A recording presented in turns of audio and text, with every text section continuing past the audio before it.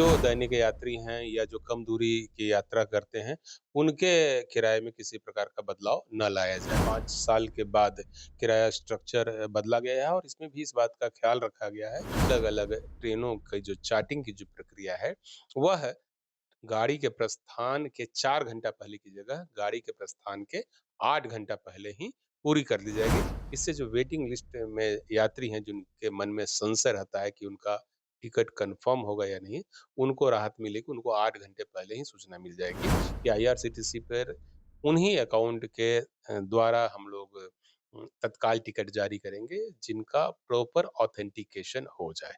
है UTS on mobile है, track your train है, रेल मदद है, इन सारे ऐप में जो गुण थे वो सब अब एक ही ऐप में ले आए गए हैं। 9 प्रकार की फैसिलिटीज़ हम लोगों ने इसमें डेवलप किया है और सुझाव भी यदि कुछ देना हो भारतीय रेल को तो वही इस ऐप के माध्यम से दिया जा सकता है।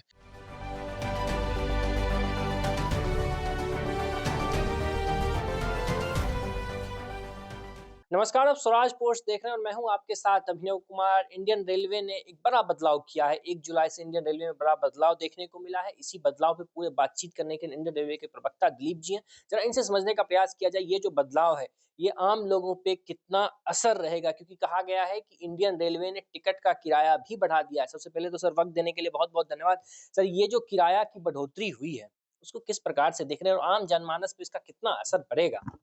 हम लोगों ने 1 जुलाई 2025 से नया किराया स्ट्रक्चर लागू किया है। जी। पिछला जो किराए में बदलाव लाया गया था, वह वर्ष 2020 में लाया गया था, यानी कि करीब 5 साल के बाद किराया स्ट्रक्चर बदला गया है और इसमें भी इस बात का ख़्याल रखा गया है कि जो दैनिक यात्री हैं या जो कम दूरी की यात्रा करते हैं, उनके किराए में किसी प्रकार का बदलाव ना लाया जाए। इसीलिए जो नया किराया सूची हम लोगों ने जारी किया है, लागू किया है, उसमें सबअर्बन क्लास की जो ट्रेनें हैं, हमारी सबअर्बन ट्रेनें, उसमें किराया स्ट्रक्चर में किसी प्रकार का बदलाव नहीं लाया गया है। इसी तरह से जो मासिक और त्रैमासिक टिकट जारी होता है, जो डेली यात्री होते हैं उनके लिए, उनके किराया स्ट्रक्चर में भी किसी प्रकार का बदलाव नहीं लाया गया है। और जो साधारण ट्रेनें हैं, जो जनरल क्लास की ट्रेनें हैं और जो टिकट है जनरल क्लास का, उसमें भी 500 किलोमीटर के डिस्टेंस तक किराया जो है वह सेम रखा गया है। यानी कि यदि किसी भी यात्री को 500 किलोमीटर या उससे कम की यात्रा करनी है, तो पहले जितना ही किराया देना पड़ेगा, उनके किराए में किसी प्रकार का बदलाव नहीं किया गया है। 501 किलोमीटर से ज़्यादा का ट्रैवल यदि कोई यात्री करता है जनरल क्लास में, तो उनके लिए किराया स्ट्रक्चर में थोड़ा-सा बदलाव लाया गया है। आधा पैसा प्रति किलोमीटर की दर से किराया बढ़ाया गया है। यदि उसको रुपए के टर्म में हम लोग करें तो 501 किलोमीटर से 1500 किलोमीटर की दूरी तक जो यात्री जनरल क्लास में यात्रा करेंगे, उनको अब पहले की तुलना में ₹5 अधिक किराया देना पड़ेगा। इसी तरह से 1501 किलोमीटर से 2500 किलोमीटर के डिस्टेंस पर जो यात्री यात्रा करेंगे, उनको अब पहले की तुलना में ₹10 किराया ज़्यादा देना पड़ेगा और जो यात्री 2501 किलोमीटर से 3000 किलोमीटर की दूरी तक की यात्रा करेंगे, उनको पहले की तुलना में अब ₹15 ज़्यादा किराया देना पड़ेगा। ये तो हो गया जनरल क्लास की बात। जी। जो नॉन एसी क्लास है मेल एक्सप्रेस ट्रेन का, उसमें किराया स्ट्रक्चर में भी बदलाव लाया गया है और वहाँ पर किराया जो है वह 1 पैसे प्रति किलोमीटर के हिसाब से बढ़ाया गया है। 1 पैसा प्रति किलोमीटर, जी। यानी कि 1000 किलोमीटर की दूरी पर किराया में ₹10 का बढ़ोतरी किया गया है। 1000 जैसे पटना से दिल्ली की जो दूरी है, जी। करीब 1000 किलोमीटर है, तो उसमें किराए में ₹10 की वृद्धि की गई है। इसी तरह से जो नॉन एसी क्लास है, जिसमें कि थर्ड एसी भी आता है, सेकंड एसी भी है, फर्स्ट एसी भी है, एसी चेयर कार भी है, अनुभूति एसी क्लास है, गरीब रथ के जो कोचेज़ हैं, इन सब में या थर्ड एसी इकोनॉमी क्लास है, एक्जीक्यूटिव क्लास है, इन सब जगह पर किराया जो है 2 पैसे प्रति किलोमीटर की दर से बढ़ाया गया है।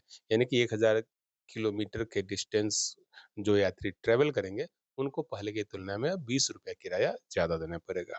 यहीं पर एक चीज़ और स्पष्ट कर दूँ मैं जी। कि जो अदर चार्जेज़ हैं, जैसे कि सुपर फास्ट चार्ज हो गया, रिज़र्वेशन चार्ज हो गया, पेट्रोल चार्ज हो गया, इन सब में किसी प्रकार का बदलाव नहीं लाया गया है। यानी कि पहले जो रेट तय था इन सब चीज़ों के लिए, उसी रेट पर यह चल रहा है।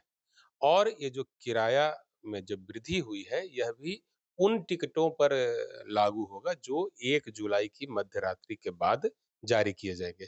यानी कि 1 जुलाई की यात्रा के बाद भी यदि किसी को यात्रा करनी है, 1 जुलाई के बाद भी जी। और यदि उसने टिकट अपना 1 जुलाई से पहले ले लिया है, तो उनको पुराने दर पर ही ट्रैवल कराया जाएगा। किसी प्रकार का डिफरेंस जो है वह रेलवे द्वारा नहीं वसूला जाएगा। अच्छा सर, ये एक चीज़ और ज़रा हमारे दर्शकों को समझाइए, ये जो चार्ट रेलवे का चार्ट पहले 4 घंटा पहले बनता था, अब उसको 8 घंटा पहले उसको बनाया जा रहा है। इससे कितना आम लोगों को फ़ायदा, क्योंकि बहुत लोग इंतज़ार में रहते थे, वेटिंग है, कन्फर्म होगा, होगा, अंत समय पे पता चलता था नहीं हुआ। तो इससे आम लोगों को कितना फ़ायदा होगा? बिल्कुल, इस संबंध में कई प्रकार के सुझाव हमें हमारे स्टेक होल्डर्स जो हैं, जो पैसेंजर्स हैं, उनसे प्राप्त होते रहे हैं जी। और हाल में हम लोगों ने एक पायलट स्टडी किया था।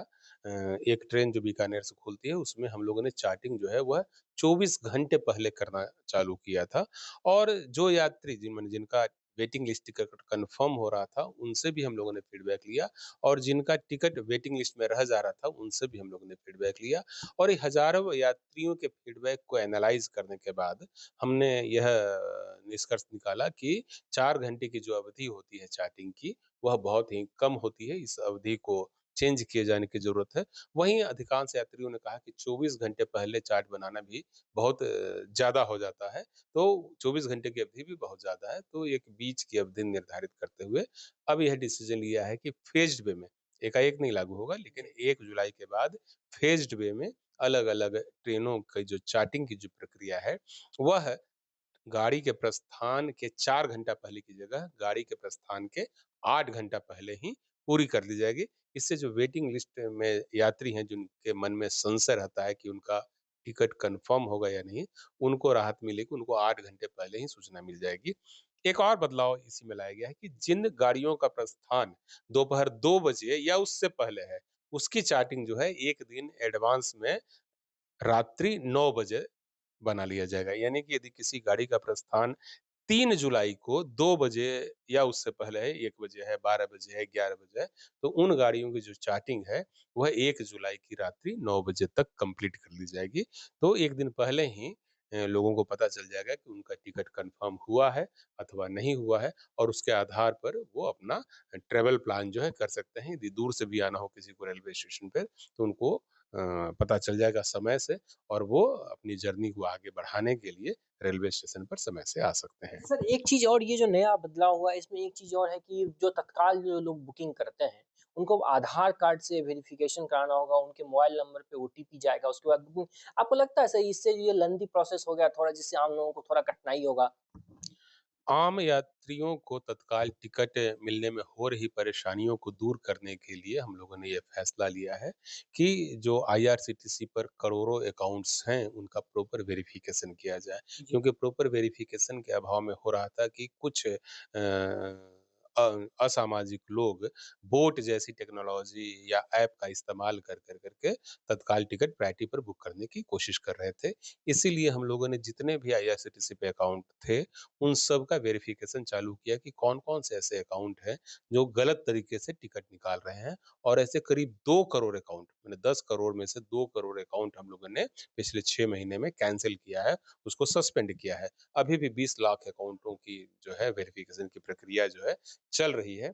और अब उसी प्रक्रिया को और सख्त करने के लिए या कहीं के और प्रक्रिया को मजबूत करने के लिए, पारदर्शी बनाने के लिए यह फैसला लिया गया है कि आईआरसीटीसी पर उन्हीं अकाउंट के द्वारा हम लोग तत्काल टिकट जारी करेंगे, जिनका प्रॉपर ऑथेंटिकेशन हो जाए।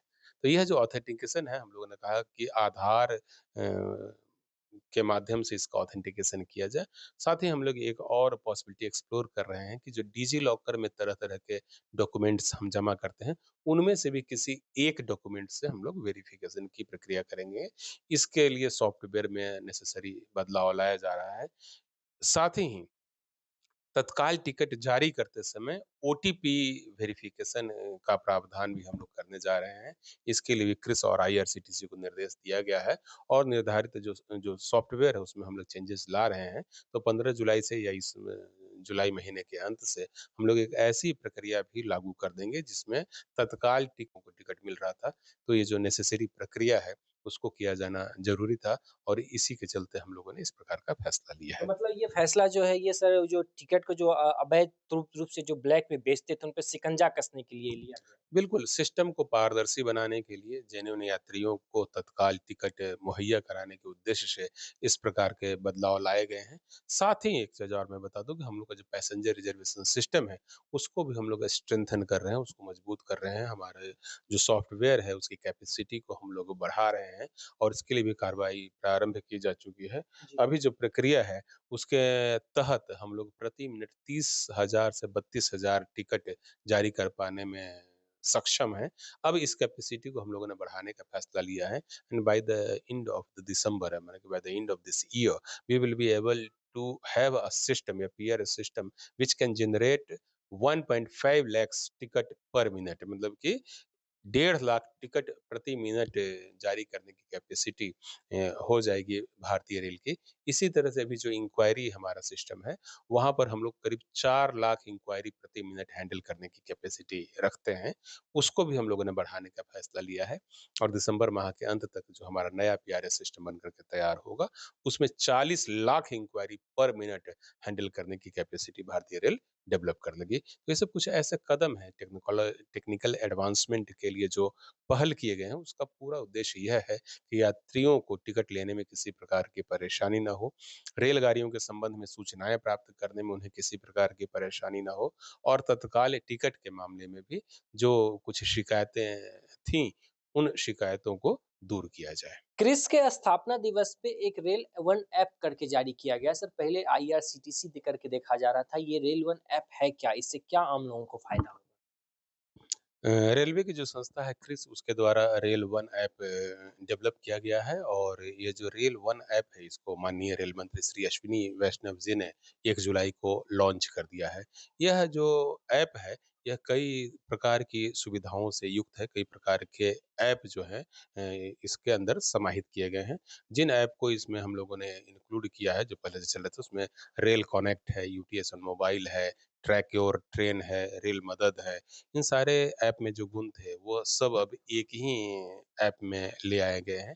9 प्रकार की फैसिलिटीज़ हम लोगों ने इसमें डेवलप की है, जिसमें कि सर्च योर ट्रेन की फैसिलिटी है, ट्रैक योर ट्रेन की फैसिलिटी है, पीएनआर स्टेटस की जानकारी आपको चाहिए, तो जी। वह भी इससे मिल सकती है, कोच पोज़ीशन की जानकारी मिल सकती है, we can order the food also through this app पहले इसके लिए भी एक अलग से ऐप जी। था।